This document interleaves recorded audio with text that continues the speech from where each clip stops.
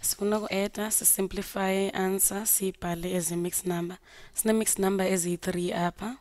Ku-3, 1 over 12 plus 11, 2 over 5 plus 4, 3 over 15.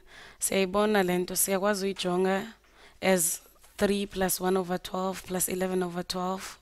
Ithi ndiyibhale ngu-3 plus 1 over 12 plus 11 plus 2 over 5 plus 4 plus 3 over 15.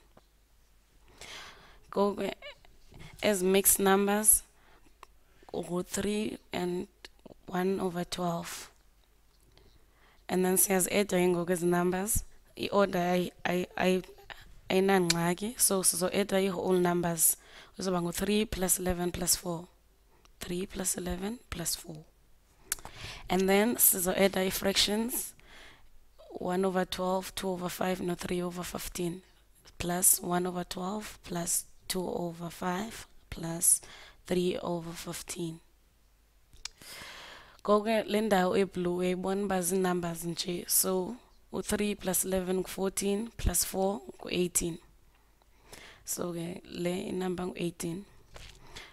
Then I go fraction e one ba funeka i-denominators zethu zifane kodwa azifani ezi-denominators zethu. Ngoku sifuna uzenza zontathu ezi-denominator zifane. And le denominator funeka ibe yi-least common multiple ka-12 no-5 no-15. Ngoku singayenza ke ngolento nzima. Sijonge ii-multiples zika-12 mhlawumbi simane sijonge ii-multiples zayo. Sijonge uba ezi multiples na iyadivideka ngo-5 no-15. Okanye sithathe into ekuthiwa yi-prime factorization yezi numbers zonke, and then sithathe i-least common multiple kufuneka ibe ne-prime factorization yazo zonke ezi number. Xa sithi iyazicontainer sithetha uba ke kanje sizothatha i-prime factorization ka-12. I-prime factorization ka-12 uno-2 times 6, and then u-6 ngu-2 times 3. So 12 is equal to 2 times 3 times 2. Nanso i-prime factorization yethu le ka-12. And then eka-5, 5 is 1 times 5. So ke ngoku u-5 is a prime number. So ke ngoku if i-prime factorization ka-5 ngu-5 nje ngoba u-5 i-prime. So ke ngoku asidingi uyi-factorize u-5. Masenze ngo-15. Masisuse ka-5 ngoba ayikho, ngoba u-5 i-prime. U-5 i-prime number. So u-5 asimenzeli ne-prime factorization leyo. Senze ka-15. Eka-15, u-15 ungu-3 times 5. And then ezi numbers zombini ke ngosezi-primes. So sifuna i-number ezoba no-2 times 2 times 3. So i-denominator uzofuneka ibe no-2, no-2, no-3, at least nje. Uzoba ngu-2 times 2 times 3. Funeka ibe nazo ezi numbers zonke. Kodwa funeka ke ngoku ibe nayo no-5 ngoba funeka ibe i-common multiple ka-5. So multiply nango-5. So siyayibona uba ngoku it's a 3 and a 5 ezi zika-15 nazo funeka zibe khona. So sesinaye u-3 from u-12 and sinaye u-5 from u-5. So le number le iyakwazi udivideka ngazo zonke ngoba uyayibona inayo nanku-12 nanku-5 and inayo no-15.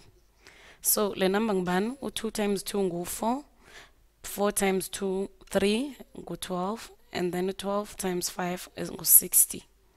So i-least common multiple yethu ka-12 no-5 no-15 ngu-60.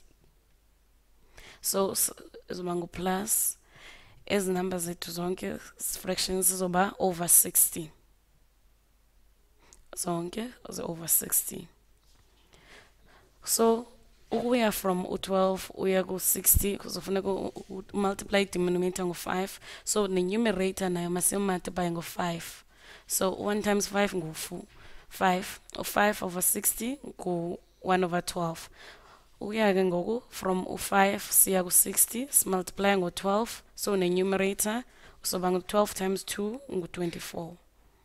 And then le gqibela u-15 yena ngu-4, so u-3 times 4 ngu-12. So u-12 over 60 ngu-3 over 15 bayafana. So sine-denominators fanayo kwi-fraction, so siyakwazi ngokuzi-adda. So ke must-add.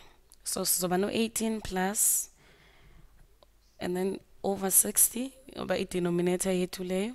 So 5 plus 24 ongu-29, and then 29 plus 12 izoba ngu-41.